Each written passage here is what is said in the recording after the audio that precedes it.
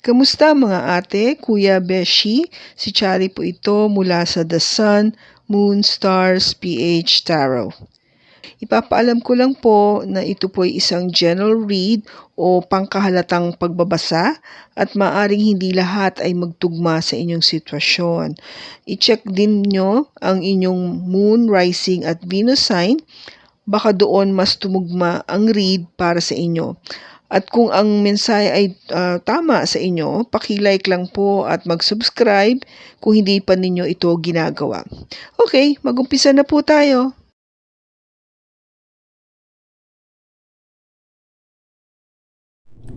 Hello po mga ate, kuya, beshies. Kamusta na po kayo? Andito ulit ako si Chari para gawa ng another reading. And this is for the sign of Aries, Sun, Moon, Rising, and Venus. And of course, welcome po yung mga cross-watchers ni Aries at yung mga bago po nating mga viewers. I hope po naging okay po ang inyong araw o itong week na to.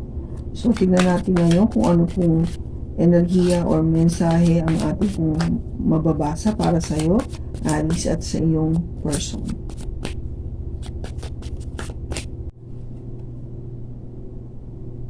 It's on.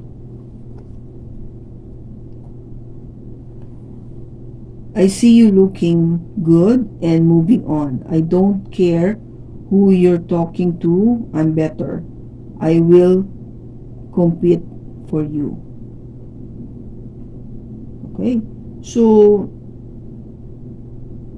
ang sinasabi niya dito na nakikita niya na okay ka, no? Maayos ang iyong itsura, kondisyon, at nakapag-move on ka na. Wala siyang pakialam kung sino yung mga nakakausap mo, no? O sino pa yung mga ibang nakakamit mo. Para sa kanya, siya yung the best or better sa kanila. And malakas yung loob niya na makipag-compete para sa'yo. Ibig sabihin, ipaglalaban ka niya talaga. Okay? Kung nangliligaw pa lang ito sa'yo, is talagang ipapakita niya sa'yo ng lahat-lahat, no? Ng kanyang magagandang traits o kung paano talaga siya magmahal. No? Kasi gusto niya no? Gusto niya talagang, gusto niya magpa-impress. Kaya it's on. Kung gaba parang tinitake niya to as a challenge. Okay, so na natin sa tarot kung ano yung makikita natin. The 9 of Pentacles, the 2 of Swords, the 4 of Cups, the Queen of Pentacles, and the 3 of Cups. Bottom niya is the 8 of Wands. Okay, Aries, so yung nakaraan natin is, well, obviously, you're single. Take it as it resonates dito, Aries, you or your person. Itong energy na to is somebody who is single, na very independent, no? Capable of earning money or resources para sa sarili niya to really spurge, no? Para magpakita o ipaalam na kayang-kaya kong buhayin ang sarili ko without anybody. Or sabihin, hindi ko kailangan maging in a relationship para lang ako mabuhay. On my own, I can do it by myself. Kasi I'm more than capable to earn a lot para matupad ko lahat ng aking gusto at kapritsyo sa buhay. No? So, ganun yung yung energy na to nung nakaraan. But somehow, I think there was a challenge being faced or problem dito sa tao na to. Kasi naging parang you are close off. No, parang sinara mo na yung isipan mo at yung puso mo sa ngayon. You don't want to make any decision at all to get involved with someone. Kaya yung action taken mo is, pag may nag-offer ng love sa'yo, hindi mo papansinin. Ganun na nangyayari, Aries. Or kung ito man yung cross-watcher. Again, take it as it resonates. Hindi mo papansinin. Sa ngayon, parang you're putting it at the back burner, no? Tsaka na lang yan. Ganun yung attitude. Ganun yung pinapasabi mo o pinapaalam mo na wala pa akong time para dyan ngayon eh. Okay? But, of course, there's always this intention na ipakita rin naman eventually when you find the right person. Kasi itong Queen of Pentacles could be the right person for you, Aries, no? Yung qualities kasi nito, syempre yung maganda, no? Yung malinis siya, maganda, maayos, mapagkakatiwalaan, praktikal na tao. Yung iniisip ay yung security, yung kanyang stability financially, at gusto niya yung kanyang pamilya ay maayos. Yung ganong quality sa pagbabalanse niya ang trabaho at ang pamilya. Very loyal, very friendly. Yung ganong qualities. Kaya parang once nakita mo na to, and this could be from an earth sign, Taurus, Virgo, Capricorn, or meron siya nito sa kanyang chart, talagang sasabihin mo, it's on. Ngayon talaga parang, ito na, nakita ko na yung tao na gusto ko.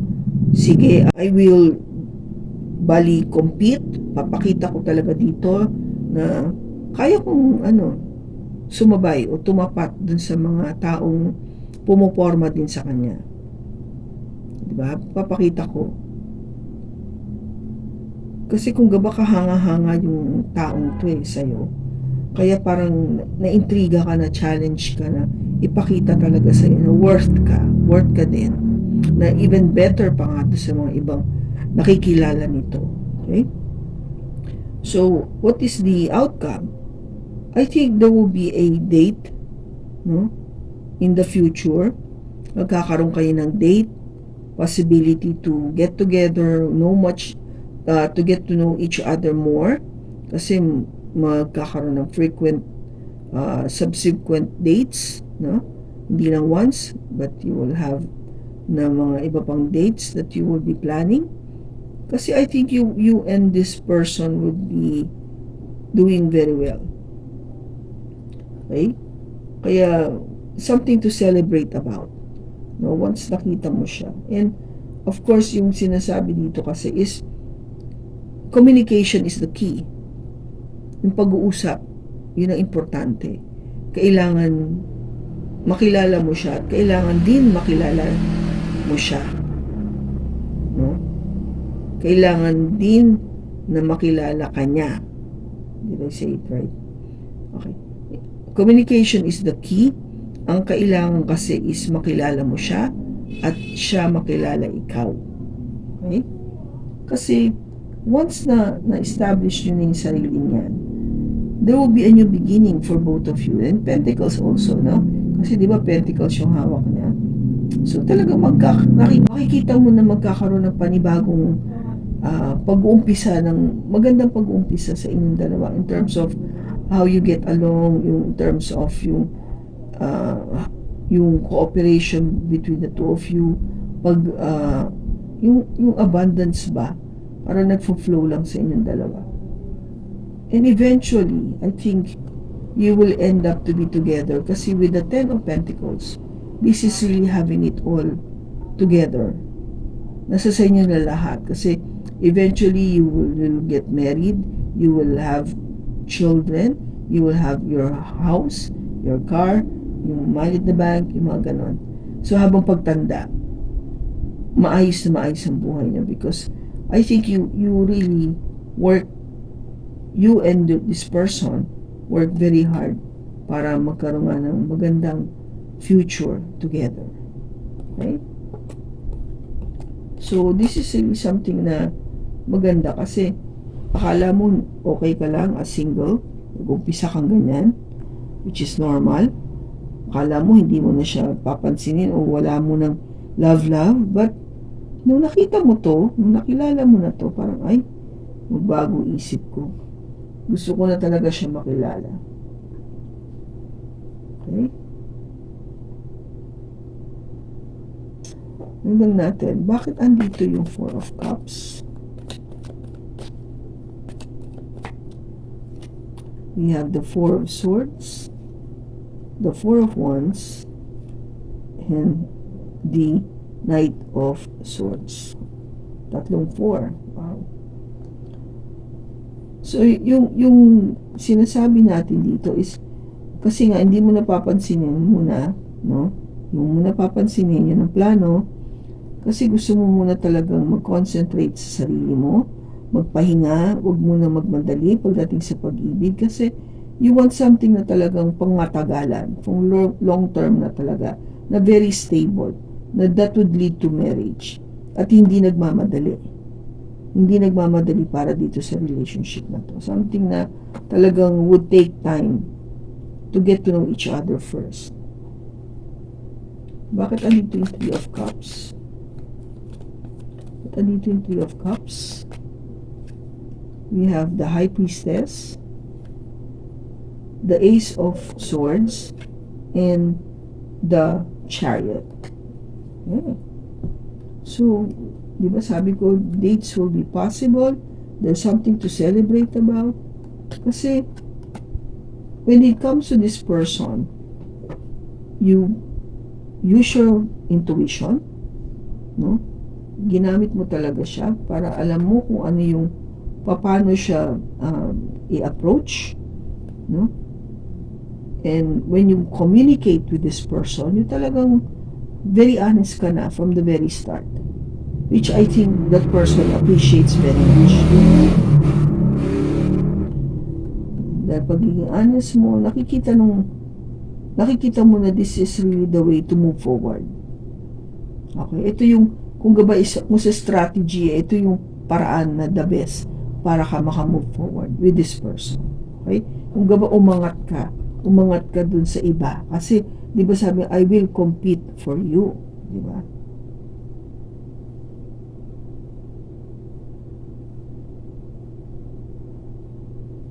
Kaya papatunayan mo na talagang better ka by really honest, you communicate, you use your gut or your intuition para you're guided what to say, when to say, where to say, yung mga ganun.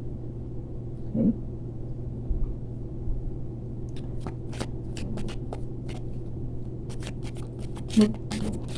Lapit mo na bang makilala itong tao na to?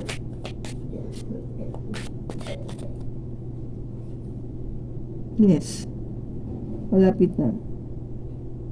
And this is somebody na maybe your boss, o may katungkulan siya, somebody na of higher, kung ba higher position, somebody na talagang kagalang-galang. May aris siya sa kanyang chart, which is you. Okay? And